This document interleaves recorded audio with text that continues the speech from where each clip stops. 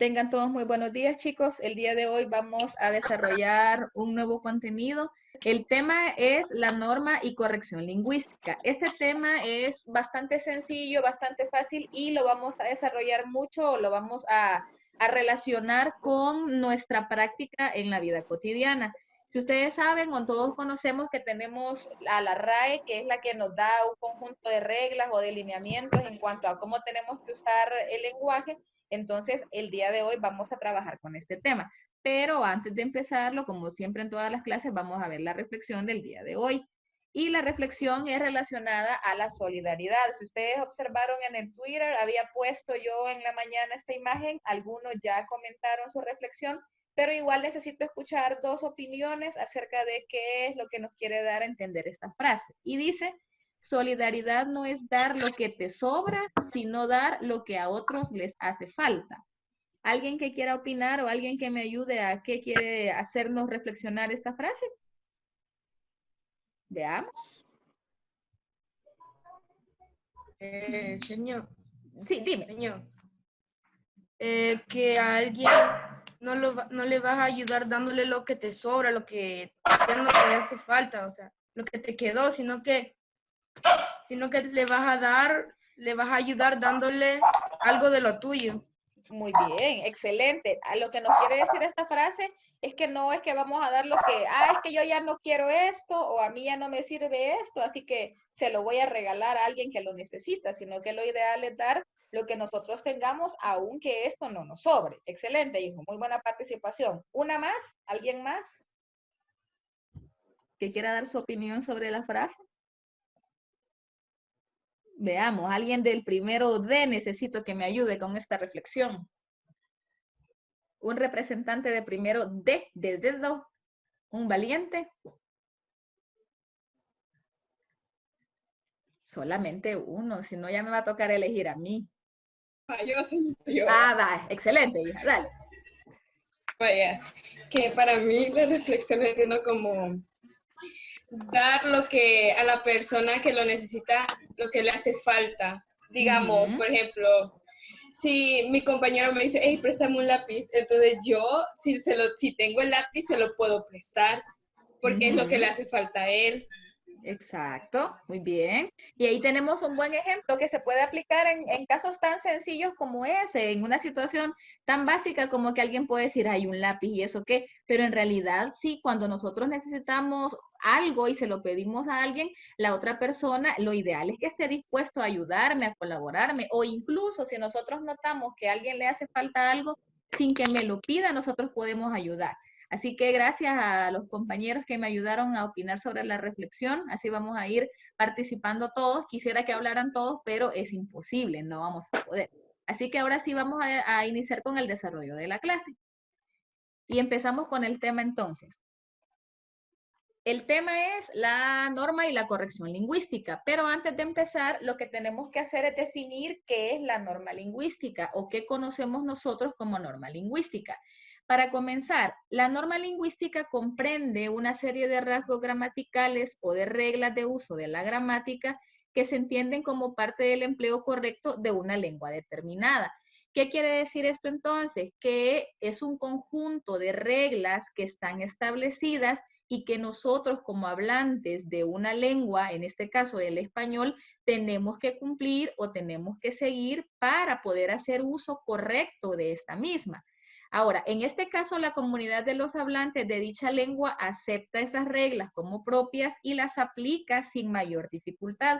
¿Qué quiere decir? Que en el caso nuestro, por ejemplo, todos sabemos que en el caso del español, la institución que fija estas reglas o que fija estas normas es la Real Academia Española de la Lengua, que conocemos como RAE. ¿Y cómo lo hace? Lo hace mediante la publicación de gramáticas, de diccionarios, de ortografías que recogen esos usos y que nosotros debemos utilizar o que debemos conocer para poderlo aplicar de una manera correcta. Ahora, nosotros no deberíamos cuestionar el hecho de, por ejemplo, cuando yo digo, ¿y por qué antes de P y B se escribe M? ¿Y quién se inventó eso? Porque muchas veces nos ponemos a cuestionar, pero en realidad lo que debemos hacer es procurar que nosotros podamos aplicar algo que se conoce como la lengua estándar. que es lo que vamos a ver más adelante. Entonces, la norma lingüística es un conjunto de reglas o es un conjunto de aspectos que están fijados y que nos ayudan a poder hacer un uso correcto de una lengua determinada. En el caso nuestro es el español. Ahora, la norma tiene varias funciones. Ahí tenemos en la presentación las que son más importantes o las que son más destacadas, dentro de las cuales la primera es que la norma regula y corrige los actos de habla. ¿Por qué regula? Porque nos va dando a nosotros las pautas de cómo tenemos que hablar, de cómo tenemos que pronunciar, de cómo tenemos que escribir, pero también corrige. ¿Por qué? Porque si en un momento determinado alguien está infringiendo o alguien está haciendo un uso incorrecto de la norma, hay alguien o hay algo que nos respalda. He ahí entonces la importancia de la ortografía. ¿Por qué? Porque al conocer nosotros el tema lo podemos aplicar, pero si hay alguien que no lo conoce, también podemos ayudar a corregir. ¿Por qué? Porque la norma nos ayuda a eso. También se dice que otra función de la norma es unificar.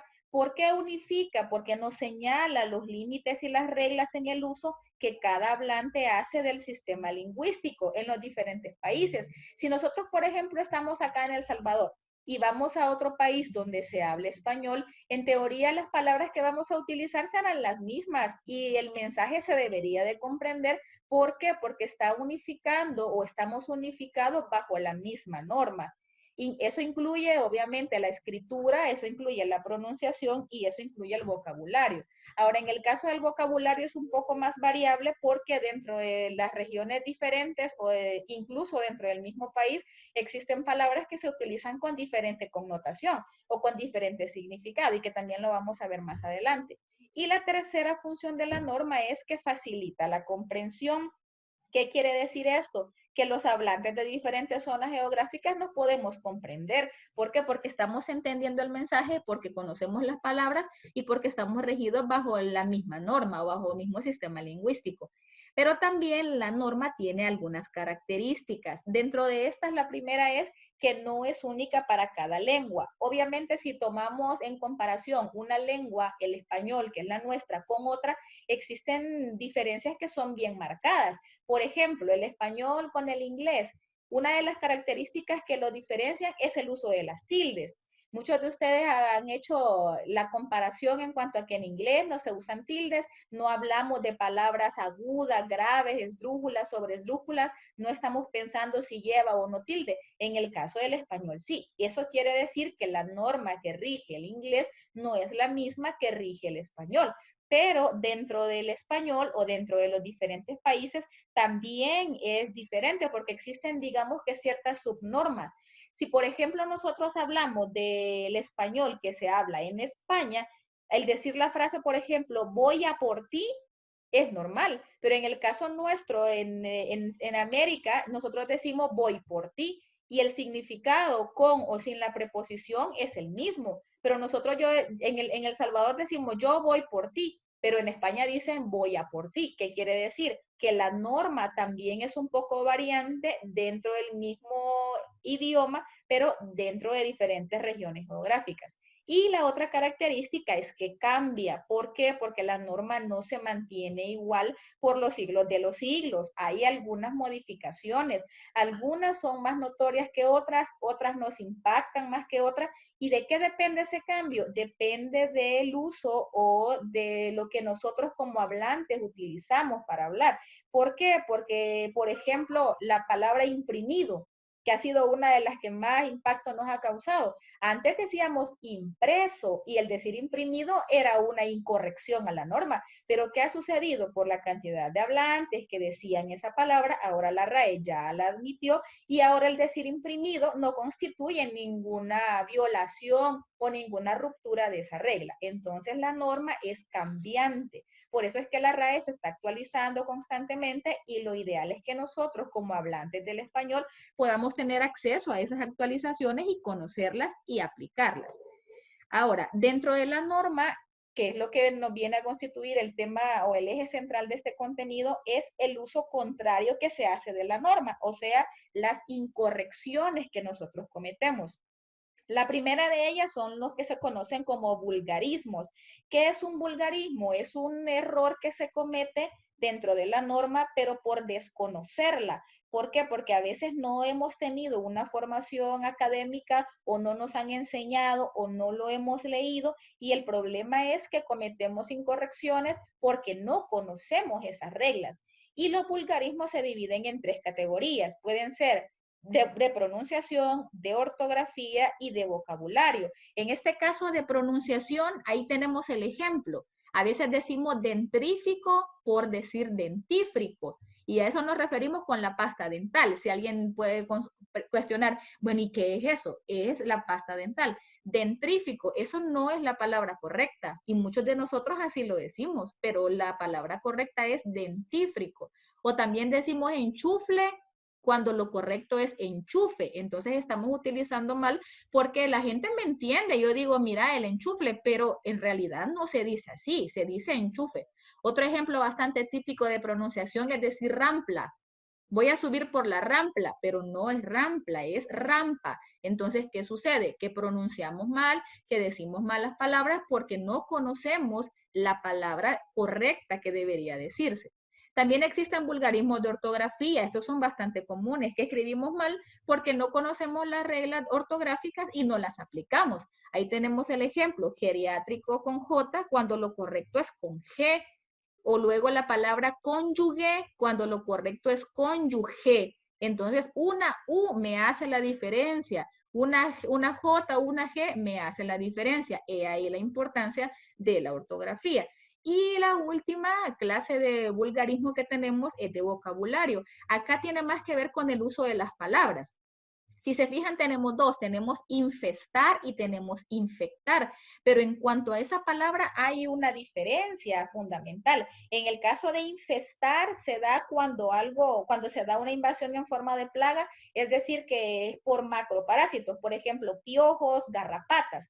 Y cuando decimos infectar, esa se da por microorganismos, o sea, virus o bacterias. Entonces, si alguien dice, por ejemplo, te vas a infestar de coronavirus si salís, eso es incorrecto. ¿Por qué? Porque no estamos hablando de una plaga o de un macroparásito, estamos hablando de un virus. Entonces, decir infestar por COVID-19 es un error. Y a veces en los medios de comunicación se escuchan este tipo de vulgarismos que no son muy obvios y que a veces podemos pasarlo desapercibido, pero que nosotros como hablantes del español y como ser personas que estamos estudiando y que estamos bajo un sistema de educación formal deberíamos conocer. Y luego tenemos el otro que es la ultracorrección. La ultracorrección, ¿qué es? Esta se produce por el afán de evitar un uso correcto que se interpreta erróneamente. O sea que la ultracorrección es, en pocas palabras, cuando me quiero pasar de correcto, cuando yo quiero hablar de una manera tan culta que lo que estoy haciendo en realidad es cometiendo un error. Tenemos el ejemplo ahí, cuando dice tengo ganas que llueva. Eso es un error. ¿Por qué? Porque lo correcto es decir tengo ganas de que llueva. Ahora, aquí es donde viene una pregunta y que ya hemos hablado antes nosotros de algo que se conoce como dequeísmo. Si ustedes recuerdan, el dequeísmo es cuando alguien utiliza de que de manera junta para todas las oraciones. Por ejemplo, si yo digo, quiero de que venga mañana, quiero de que venga mañana, eso es un error. O cuando yo digo, me dijo de que llegara pronto. Señor, ¿cómo voy a hacer para saber cuándo usar qué o cuándo usar de qué? Hágase una pregunta. Por ejemplo, si dice, tengo ganas de que llueva. ¿Cuál será la pregunta ahí? ¿De qué tengo ganas? Entonces, cuando usted dice, ¿de qué tengo ganas de que llueva. Pero cuando yo, por ejemplo, digo, me dijo de que llegara pronto, ¿cuál será la pregunta? ¿De qué me dijo? ¿O qué me dijo? Lo correcto es, ¿qué me dijo? Entonces la respuesta es, me dijo que llegará pronto. He ahí una clave o un tip que yo les puedo dar para identificar cuándo usar qué y cuándo usar de qué. Otro ejemplo de ultracorrección, cuando alguien habla y dice, estuve ahí toda la tarde, mas sin embargo no llegaste. Eso también es una ultracorrección porque alguien quiere sonar tan culto, quiere sonar tan perfecto que a la hora de la hora está diciendo más sin embargo. ¿Qué está haciendo? Está uniendo dos conjunciones que están dando a entender lo mismo. Entonces lo correcto es decir o solo más o solo sin embargo. Entonces la ultracorrección es cuando nos pasamos de correctos o queremos sonar de una manera tan culta o de una manera tan VIP o tan impactante que a la hora de la hora lo que estamos haciendo es equivocándonos. Luego tenemos que la norma lingüística más conocida y extendida es la que se conoce como lengua estándar, estándar lingüístico o variedad estándar. Esos tres nombres hacen referencia a lo mismo. ¿Y eso qué es entonces? Es el uso ideal o el uso correcto de una lengua, que normalmente o que es bastante difundida en todos los hablantes de la lengua y en el caso del español tiene una conocida particularidad y es la diferencia de usos y hábitos entre el español de España y el de Latinoamérica. Eso es más que claro y lo podemos notar o puede ser evidente incluso en el uso de la Z y la S, que para nosotros decimos zapato sin ningún problema y es normal porque estamos habituados a eso. Pero si nosotros vamos a España, escuchamos que dicen zapato. ¿Por qué? Porque para ellos la parte del fonema de la Z y la S no es igual que en el nuestro. Entonces no quiere decir que exista un estándar perfecto y que digan, ah, pues todos tenemos que hablar como los españoles de España específicamente, que yo pueda decir o que tenga que decir zapato y todo eso. No es necesario. ¿Por qué? Porque nuestra norma en Latinoamérica nos permite el uso del ceseo, que es la pronunciación de la S y la Z igual. Ahora, dentro de esto se ha desarrollado una corriente entre los lingüistas que se denomina prescriptivismo o normativismo lingüístico, que es lo que nosotros usamos. ¿Y qué es entonces eso? Es la parte de la lingüística que se ocupa de establecer reglas para el uso de una lengua determinada. En cualquier caso, este tipo de reglas suelen seguirse y tomarse muy en serio en el ambiente de la lengua culta y de la lengua escrita. ¿Por qué la lengua escrita? Porque es más formal. Para la lengua oral suele dejarse un espacio mayor de libertad de uso. Eso no quiere decir o no significa eso, ah, pues entonces para hablar, para la lengua oral yo puedo decir cualquier cosa y puedo decir cualquier palabra y es válido. La respuesta es no. Simple y sencillamente lo que nos dice esto es que para la lengua oral hay un poco más de flexibilidad. Incluso para la pronunciación, nosotros tenemos pronunciaciones que son diferentes y que no deberíamos de hacer, pero que lo hacemos. Por ejemplo, en el caso de algunas palabras que terminan con D, nosotros suprimimos la D del final. Cuando alguien dice, por ejemplo, ¿verdad que sí? ¿Verdad? ¿Y la D dónde está? ¿Verdad que sí? Entonces, en este caso, la lengua oral es un poco más flexible, pero nosotros, como ustedes, como estudiantes que están en formación, debemos procurar que este tipo de norma lingüística la podamos acatar para que nos vayamos acostumbrando y que cuando ya estemos a un nivel universitario no tengamos inconvenientes en todas estas partes. Y luego, ya para ir finalizando con la explicación puramente teórica, existe una tipología de variedades lingüísticas. Este tema ustedes lo recordarán que lo abordaron en noveno, lo abordaron el año pasado, cuando estudiaron que dentro de las variedades lingüísticas existen 4 distintas o 4 ejes fundamentales. La primera es la tipología diatópica o geográfica. Esta quiere decir o nos da a entender que existen variantes en la forma de hablar una misma lengua debido a la distancia geográfica que separa a los hablantes, o sea, dependiendo de la región, dependiendo del lugar. Eso incluye entre países y eso incluye, si lo podemos ver así, incluso entre los departamentos de nuestro país.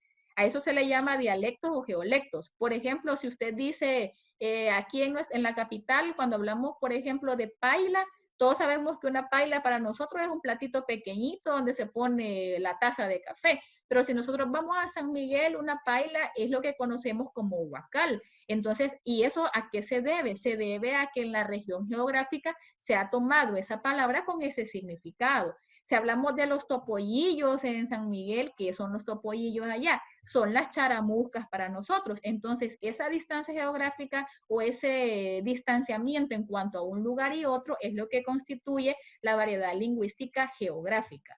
Luego tenemos las segundas, que son las diacrónicas. Estas diferencias se dan porque está relacionado con el cambio lingüístico cuando se comparan textos en una misma lengua, pero escritos en diferentes épocas. O sea que vienen a dar como resultado los cronolectos. Eso tiene que ver con el tiempo. Si nosotros leemos un libro que fue escrito hace muchos años, podemos observar que la palabra fue, por ejemplo, nos puede aparecer tildada. o que la palabra solo nos puede aparecer tildada. Eso antes se tildaba, ahora ya no. Entonces hay veces donde surge la confusión. Bueno, señor, pero mire, yo en este libro lo encontré así. Sí, pero ¿cuándo se escribió ese libro? ¿Hace cuánto tiempo fue? Entonces los cronolectos vienen dados por las épocas, por el tiempo. O incluso en el caso de nosotros como hablantes, ustedes que estaban muy jovencitos tienen palabras o tienen significados de algunas frases que nosotros o que a veces los adultos o los mayores o los ancianos no manejamos, no conocemos. ¿Por qué? Porque el momento de cronología, porque la edad, porque el tiempo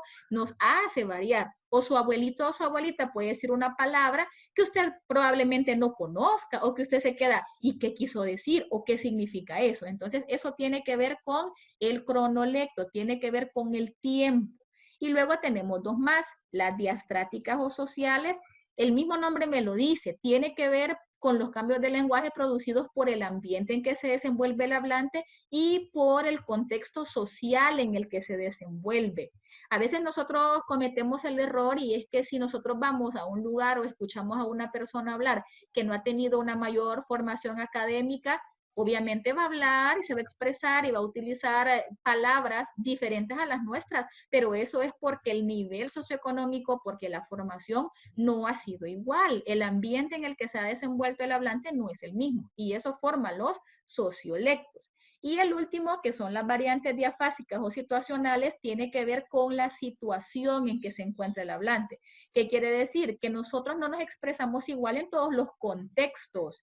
No aplicamos el mismo ideolecto. Si nosotros estamos, por ejemplo, con nuestros amigos, con nuestros cheros, como los conocemos, las palabras, el tipo de lenguaje, lo que vamos a decir, no es igual que estando, por ejemplo, ante una exposición de clase frente a un docente y frente a los compañeros, o frente a sus padres, o frente a sus familiares. ¿Por qué? Porque la situación o porque el contexto también nos da la pauta a nosotros para saber qué variedad lingüística vamos a utilizar o no.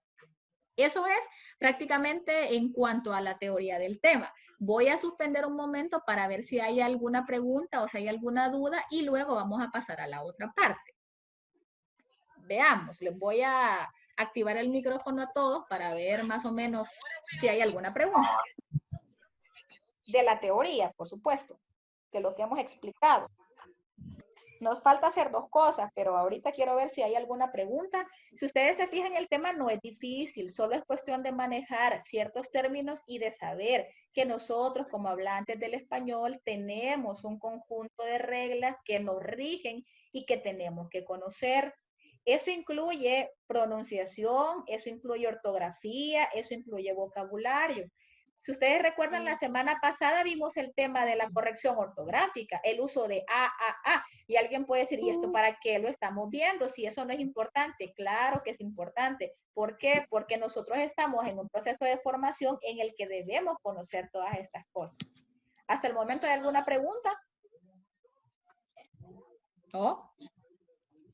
Voy a volver a compartir la pantalla. Si ustedes alguna vez han visto o han conocido algo sobre Salarrué, vamos a ver un video chiquitito de él para que vean cómo es que se puede aplicar la norma lingüística o cómo es que se puede incumplir. ¿Qué es lo que vamos a hacer en esto? Ustedes se van a dar cuenta cuántos errores o cuántas violaciones a la norma lingüística se dan en este video. ¿Se ve la pantalla, chicos? ¿Alguien me confirma si se ve, por favor? Sí, señor. Sí, señor, se ve. Va, excelente, hijo, gracias. El cuento de la primeritita comunión de Menchedita Copalchines.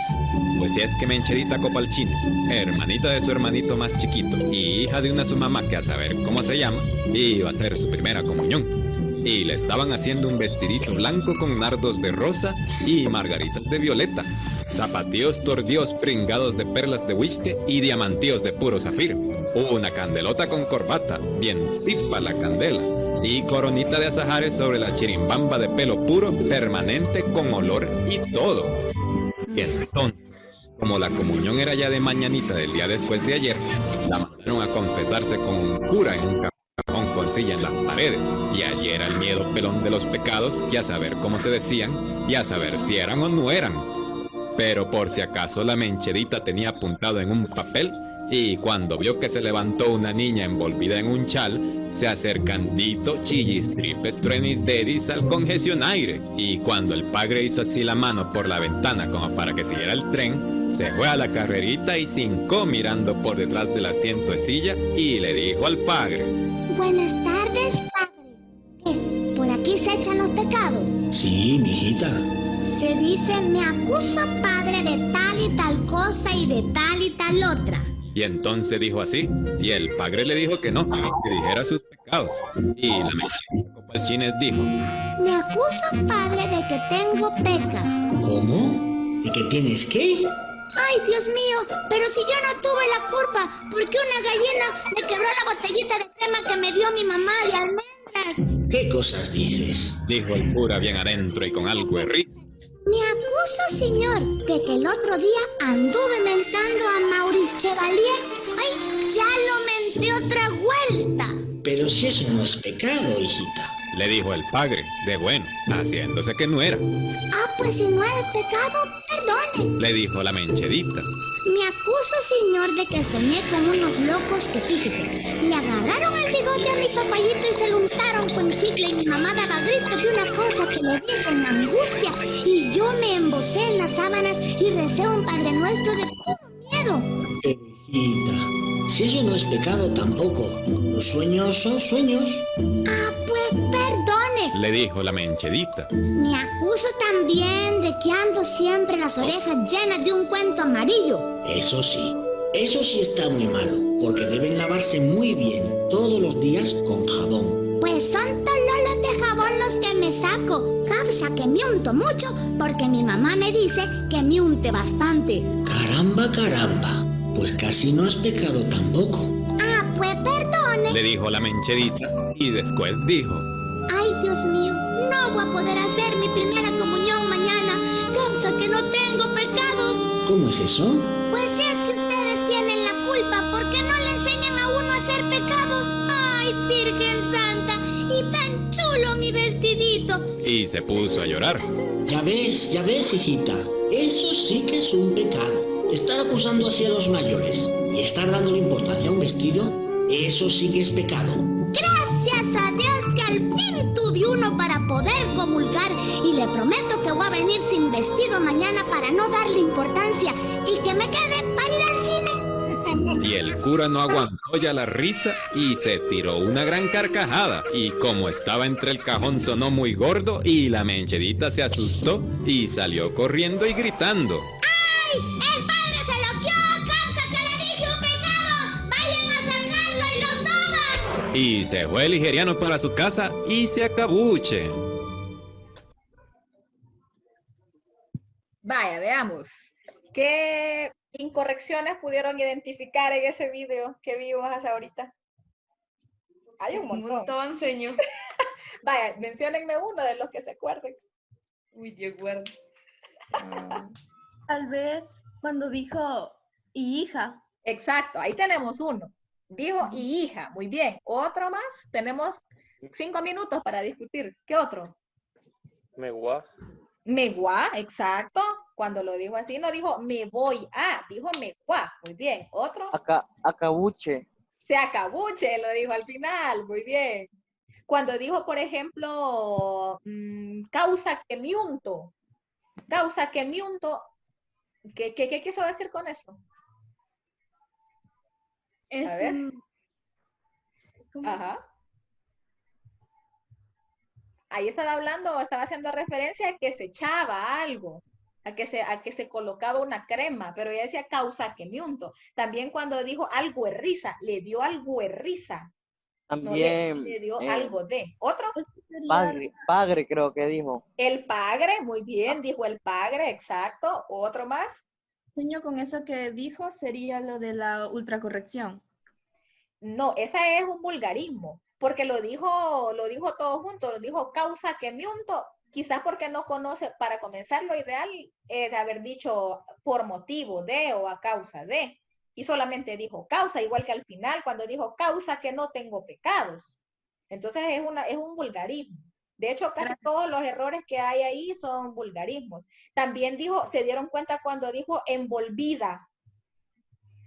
Imagínense que alguien dijo, fíjate que yo amanecí envolvida hoy en mi cobija. ¿Qué pasaría? Normalmente le hacemos burla y decimos, ay, Dios no puede hablar. Pero aquí hay que darnos cuenta también que son vulgarismos porque no se conocen las reglas, no se conoce que en este caso lo correcto es decir cómo, porque envolvida no es. ¿Cómo es? ¿Envuelto? Envuelta, muy bien. Cuando dijo la chirimbamba, ¿a qué hace referencia? ¿Qué era? ¿Qué es la chirimbamba? O sea, no sé. Que le pusieron una coronita en la chirimbamba, dijo. La cabeza. La cabeza. Exacto, La cabeza. es la cabeza. Y cuando dijo que los zapatos estaban pringados de wiste, ¿y eso qué es? Llenos de whisky. Que estaban brillando. Es que brillaban, pero entonces, ¿y qué es un wiste entonces? El vidrio roto. Ajá, exacto. Entonces hay algunas palabras que por regionalismo nosotros conocemos, pero si voy a otro lugar donde hablan español y digo, mira, fíjate que me metí un wiste, alguien le podría decir, bueno, ¿y eso qué es? ¿Qué estamos hablando? Pero eso es parte de nuestras variaciones geográficas también. Entonces, estos videos son bonitos porque uno se puede dar cuenta que la norma lingüística se tiene que cumplir. Imagínense que ustedes llegaran un día así hablando al cole.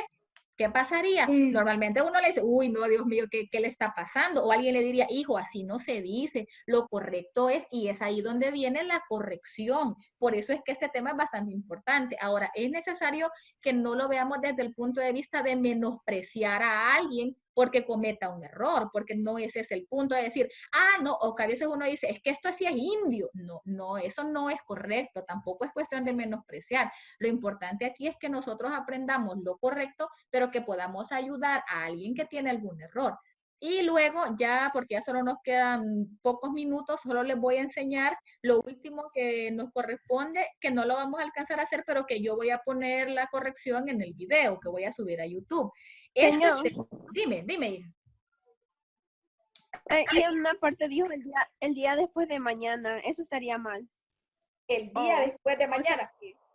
Fíjate que ahí sí podría sonar bien, aunque lo ideal es decir pasado mañana, pero ahí sí está bastante bien empleado. Ahí sí no hay un error. Señor, no dijo el día después de mañana. Dijo el día después de ayer. Creo que el día después de ayer dijo. O sea, hoy. Entonces ahí sí. Lo que pasa es que eso lo hace con fines expresivos, porque ahí lo correcto decir es hoy. Pero el día después de ayer, sí, definitivamente ahí sí es decir hoy, mejor, lo correcto. Obviamente, Salarrué tenía un estilo bien característico, ¿verdad? Para escribir sus libros. Y en este caso que lo han transformado en vídeo. Aquí tenemos un conjunto de oraciones. Esto está en la página 89 de su libro. Entonces, lo que voy a hacer es que yo les voy a colocar si es correcto o incorrecto, porque ya no nos queda suficiente tiempo, pero sí necesito que usted, cuando ya llegue a esa parte de su libro, porque no es tarea que lo va a tener que hacer hoy o que yo les diga, vaya, me lo van a hacer todos, pero sí sería bueno que ustedes en cuestión de unos segundos, bueno, ya lo están empezando a contestar, que nos demos cuenta de si esto es correcto o no. Vaya, por ejemplo, en la B, espero que haya descansado. Desde el momento en el que usted ve haya descansado, eso es incorrecto. Va a haber una rebaja de calzado. ¿Y eso cuál es el error? Que lo vimos la clase anterior. Porque lo correcto es va a haber. Entonces lo que yo voy a colocarles es cuál es la resolución para que ustedes de una manera autodidacta lo vean en su libro, lo puedan resolver y después vean si lo hicieron de manera correcta o no. ¿De acuerdo? Señor, otra Dime. cosa son los acentos. Los acentos, exacto, es otro de las cosas que a veces también cometemos un error porque no utilizamos bien al momento de pronunciar el acento en la palabra donde debe ir. Eso es un ejemplo de vulgarismo también. Excelente. Entonces ya nos queda menos de un minuto, chicos, así que nos vamos a ir despidiendo ya. Les agradezco por haber asistido, como siempre, a la clase de lengua. Me agrada que no me dejen solita y nos vemos en la siguiente clase, ¿de acuerdo? Está bien, señorito. Adiós. Vaya, pues, nos vemos, hijos. Cuídense mucho. Adiós, señor. Igual, señor. Adiós. Adiós, señor. Y acá tenemos la corrección del ejercicio de la página 89 que les había mencionado. La indicación dice, escríbese en las expresiones correctas y en las incorrectas. Y ahí está cómo debería de haberles quedado. En la A va a haber una rebaja de calzado, es incorrecta, porque lo correcto es va a haber. Eso lo vimos en el tema recién pasado. B, espero que haya descansado. Es incorrecto. Lo correcto es espero que haya descansado. C, escribe el guión en este párrafo. Es correcto porque la palabra guión no lleva tilde. D, él es su cónyuge. Es correcto porque la palabra cónyuge se escribe como está en esa oración. E, tengo miedo que no llegues a tiempo. Es incorrecta porque en este caso lo ideal es tengo miedo de que no llegues a tiempo. Si ustedes recuerdan la clave que les di, ¿de qué tengo miedo? De que no llegues a tiempo. F, solo asistió una persona. Es incorrecto, la palabra solo no se tilda. G, has armado un lío con tu mentira. Es incorrecto porque en este caso has armado, has es del verbo haber, debe escribirse con S y no con Z. Has con Z es cuando hacemos referencia a realizar una acción, a hacer. Si yo digo haz la tarea temprano, en ese caso sí, es con H-A-Z. Pero en el ejemplo que tenemos acá, literal G, has armado, tiene que ir con S. H, mi hermana teje muy bien, está correcta. Teje, así se debe escribir, con J. Y, ese es un trastorno de personalidad, es incorrecto. La palabra del error es trastorno porque es trastorno, sin la N en el medio. J, hoy viniste temprano, es correcto. Viniste, está en pasado. K, se ha dado un golpe fortísimo, está correcta. En el caso de fortísimo es el superlativo de fuerte. No es ideal decir fuertísimo, sino que decir fortísimo, así como está en la oración. L, tiene tortícolis. ¿Está correcta? Esa es la palabra. No es tortícolis, como a veces solemos decir, es tortícolis, así como está ahí. M, hubieron muchos accidentes ayer, es incorrecto. Lo ideal es decir hubo muchos accidentes ayer. Y la última, la N, tú solo te comiste el pastel. Está incorrecta, creo que ahí es obvio el error. Comiste no debe llevar S. En este caso los pasados, saliste, comiste, dijiste, no debemos colocarle S al final. Espero que les haya servido. Cualquier duda, ya saben que se pueden comunicar conmigo.